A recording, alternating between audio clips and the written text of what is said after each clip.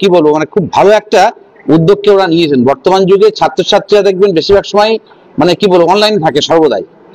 সেক্ষেত্রে এই মোবাইলটাকেও তারা ব্যবহার করে অনলাইনে এবং ডিজিটাল যে লাইব্রেরি এখানে উদ্বোধন হলো আজকে, সেখানে ছাত্রছাত্রীরা যে বিভিন্ন প্ল্যাটফর্মের মধ্যে যে পড়াশোনার জিনিসপত্র সেগুলো কিন্তু পড়তে পারবেন। এবং আমাদের যে লাইব্রেরি আছে, ফিজিক্যাল লাইব্রেরিটা যথেষ্ট ভালো। সেখানে ছাত্রছাত্রীরা লাইব্রেরি ক্লাস এবং এখানে অনলাইনে কিভাবে তারা যে বইগুলো দেখবে বা রচনাবলী ধরুন কেউ পড়তে চায়, যার যে জানার ইচ্ছা তারা কিন্তু এসে দেখতে পাবে, এসে যে কোনো মুহূর্তে করতে পারবে। খুব ভালো উদ্যোগ হয়েছে এবং এই ধরনের উদ্যোগ সব স্কুলই হওয়া উচিত। আস্তে আস্তে নিশ্চয়ই সমস্ত স্কুলে ছড়িয়ে পড়বে। পশ্চিমবঙ্গ সরকার তো বাংলা মিডিয়াম অ্যাপসের মাধ্যমেও এটা চালু করেছেন, তবু বনগাঁ মহকুমায় এই প্রথম। যে আশা করব যে ছেলেমেয়েরা এখন অনেকটা মোবাইলে আসক্তি, মোবাইলের মধ্যে থাকে।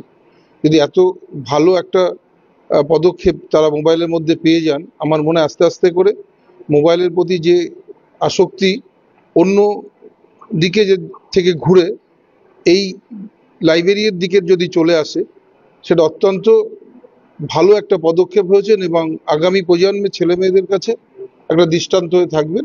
এবং আমি আশা রাখবো যে বনগাঁ হাই স্কুল যে সময় উপযোগী যে সিদ্ধান্ত নিয়েছেন, অন্যান্য স্কুলও ঠিক এইভাবে এগিয়ে আসবেন। এবং আমাদের যে সমাজে অনেকটা অবক্ষয় হয়েছে সোশ্যাল মিডিয়ার মাধ্যমে, ভালো দিকটা আমরা বেশি ব্যবহার না করে অপর দিকটা বেশি ব্যবহার করছি, সেইটাকে অনেক অংশেই আমরা বন্ধ করতে পারবো।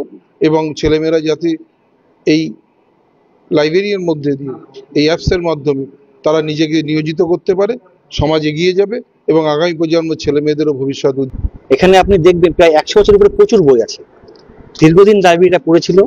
আমাদের ম্যানেজিং কমিটির সঙ্গে আমরা পরামর্শ করে আমরা এটাকে আধুনিক করার চেষ্টা করি এবং গত 1 বছর আমরা যে চেষ্টা করে আমরা এই 3টে পার্ট করেছি। একটা নতুন বইয়ের ঘর, একটা পুরনো বইয়ের ঘর, একটা ডিজিটাল পার্ট। তো টোটালটা আমরা লাইব্রেরিটা করেছি।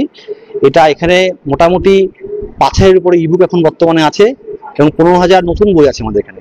আর প্রায় 40,000 আমাদের পুরনো বই আছে স্কুলে। পুরনো বই মানে পুরনো বই, এবং সেইগুলো আমাদের লাইব্রেরিটা আছে। টোটালটা এয়ার কন্ডিশন লাইব্রেরি।